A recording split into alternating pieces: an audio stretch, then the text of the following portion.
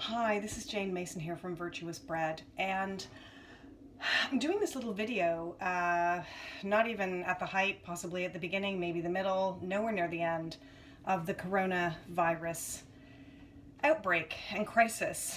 And I know that many people are concerned, myself included, and many of our customers are very concerned, and we're concerned for you.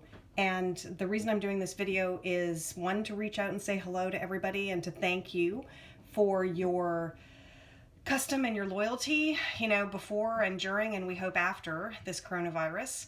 And also to really, empathize, reassure, ask you to contact us.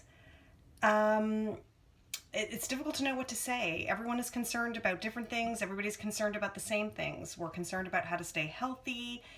People are concerned what to do with their kids, even if they are healthy, because of course there are extra holidays, schools are closed. And also people are concerned about food and the lack of food and whether food is going to be available and how to feed yourselves well at a time that's really important to feed yourselves well. So, the thing that I do really well is bake bread. I know how to bake bread really well. And so I thought what I would do is share with you a recipe for possibly the easiest bread, okay? There's already a recipe that we have for Irish soda bread, and you can go and look at that. That doesn't require any yeast. That just requires some sour milk or some yogurt or some buttermilk and flour and salt. And that's a great recipe. There's another super recipe that I'm going to do with you right now, which does have yeast. So if you have yeast in the cupboard and it's within the sell-by date, this is very important. It has to be within the sell-by date or it won't work. You can go ahead and use that. And if you don't have yeast, go and get some yeast. It doesn't matter what kind of yeast, because all of the different kinds of yeast are explained in the recipe. And for this bread, you don't have to knead it. All you have to do is stir it.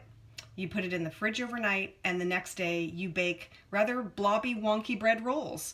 They're not going to win a beauty contest, but they're certainly delicious. And honestly, this is a recipe that is easy enough for your youngest child to do, assuming they can hold a spoon. And I really mean that. So it's difficult for me to demonstrate this recipe. What I'm going to show you is here. I have water in the bowl. Don't worry about quantities. It's all in the recipe. And what I've done is I've gone ahead and put the yeast into the water. You don't have to do it this way, but you can do it this way. So again, it's all explained in the recipe. So I've got water, and I've gone ahead and put the yeast in that. What I'm going to do now is I'm going to add some flour. So here's my flour. I happen to be using whole spelt flour, but you can use white spelt flour, you can use white wheat flour, you can use whole wheat flour, you can use a combination of flour. It doesn't matter. And the quantity is in the recipe. So again, don't worry about that too much. I'm going to put in about a teaspoon of salt. Okay, I'm not a great one for measuring, but usually it works out well. My salt thing is not. Anyway, this is just sea salt, which I like to use, and I'm dumping in about a teaspoon of sea salt. And then, because I have them on hand, I'm going to add about a handful of sunflower seeds. You don't have to add sunflower seeds. You can add sunflower seeds. You can add poppy seeds or pumpkin seeds or sesame seeds, or no seeds. You can add raisins or nothing at all, okay? And all I'm gonna do now is stir this together.